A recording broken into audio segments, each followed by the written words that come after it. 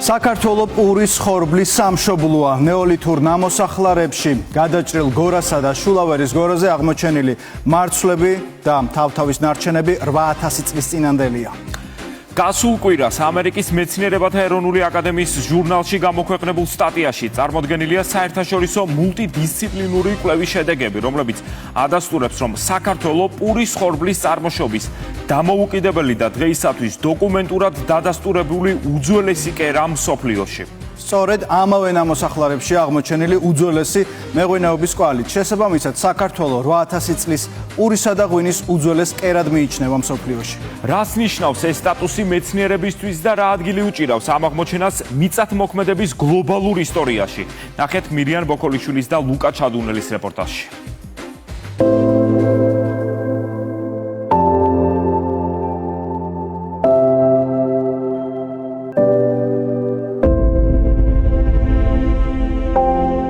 აქ მიწის ზედაპირსაც თითქოს თავისი სუნთქვა აქვს. მძიმე, მაგრამ ამაყი. მიწა, რომლის სიღრმეშიც დაკარგული სიმართლე 1000 წლეულების განმავლობაში იმალებოდა. 27 აპრილი გახდა ის თარიღი, რომელმაც თითქოს დროის სიღრმეებიდან ამოიტანა დავიწყებული ჭეშმარიტება. საერთაშორისო სამეცნიერო კვლევით დადასტურდა, რომ საქართველოში პურის ხორბლის წარმოშობის დამოუკიდებელი კერა ჯერ კიდევ 8000 წლის წინ არსებობდა. ეს არის, სოფელია რა, 8000 წლის წინანდელი სოფელია ახლა პრინციპში. როცა იწყება მიწათმოქმედება, ამ მიწათმოქმედებაში შეიძლება როგორც ხორბლეობა, ასევე მეღვინეობა და ასევე მესაქონლეობასაც მისდევდა, იმიტომ რომ აქ არის მოშინაურებული ცხოველი და კულტურული ოაზის კვალიც აღმოჩნდა ამ ძეგლზე და პლუს ახლა სულ ახალი ისა კვლევის შედეგად დადგინდა, რომ ეს რბილი ხორბლის ჯიშიც იქნა აღმოჩენილი აქ.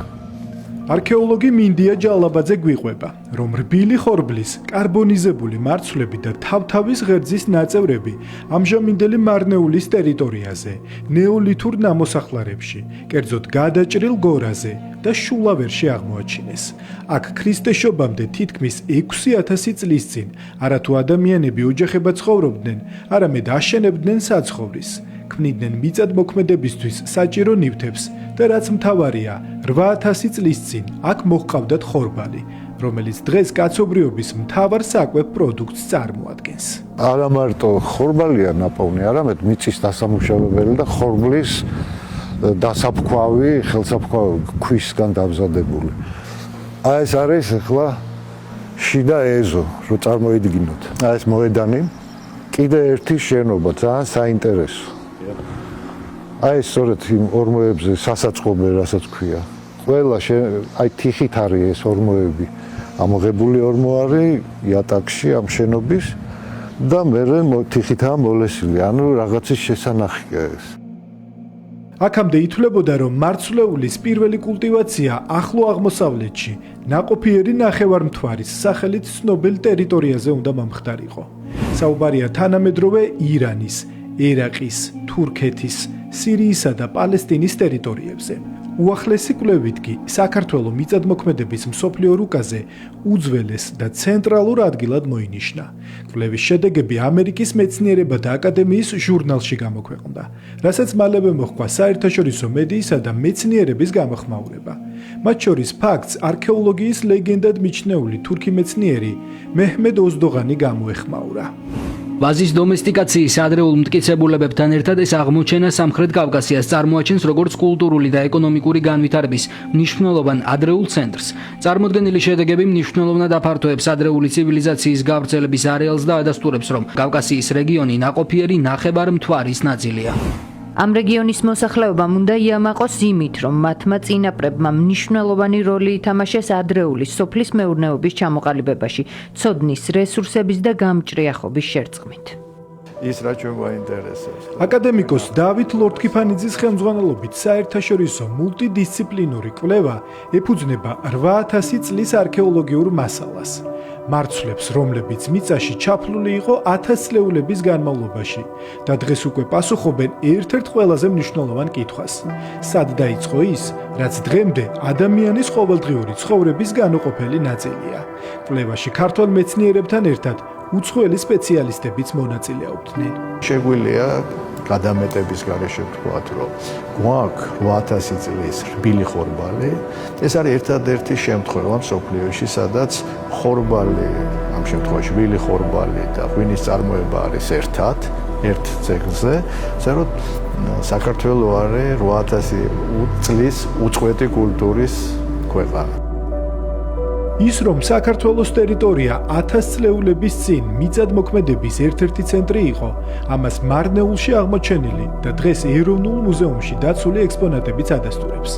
მათ შორის ეს ნამგალიც, რომელიც ასევე 8000 წლით თარიღდება და უტყუარი მტკიცებულებაა, რომ აქ მარცვლეულის მისაღებად სპეციალურ ხელსაწყოებს ჯერ კიდევ ნეოლითურ ხანაში იყენებდნენ.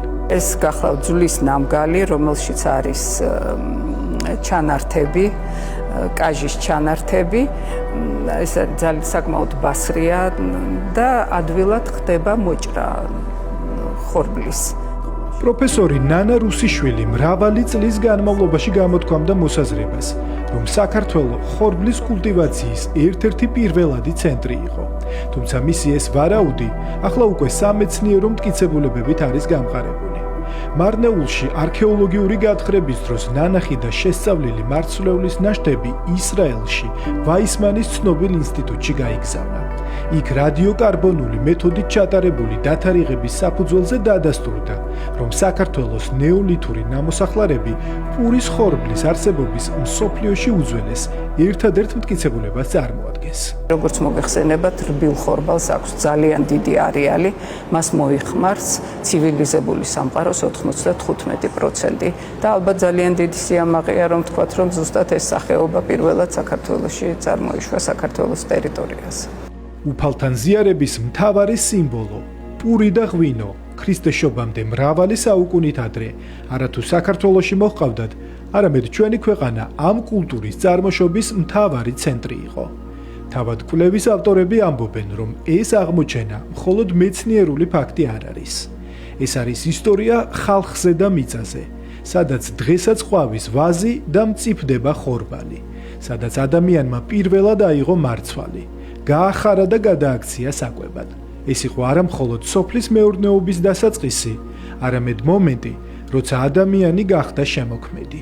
აი ის ემოცია, არ ვიცი, არასოდეს დამავიწყდება, მაგრამ აი ეს ხორბალსაც ეხლა რაც ხდება, ეს ჩვენთვის არის ძალიან დიდი აღმოჩენა და რა ვიცი, ძალიან უსურებ ჩვენს ქვეყანას, რომ ბევრჯერ გაეხარებინოს ახალი აღმოჩენებით. ამ დრომდე მსგავსი აღმოჩენა არ იყო გაკეთებული, ესეთი ფიზიკური დადასტურება არ არსებობდა, ზუსტად აქედან გამომდინარე არის ეს კვლევა მნიშვნელოვანი, რაც გვაძლევს იმის საშუალებას, რომ ვთქვათ, რომ საქართველოს ნამდვილად არის რბილი ხორბლის წარმოშობის ერთ-ერთი კერა.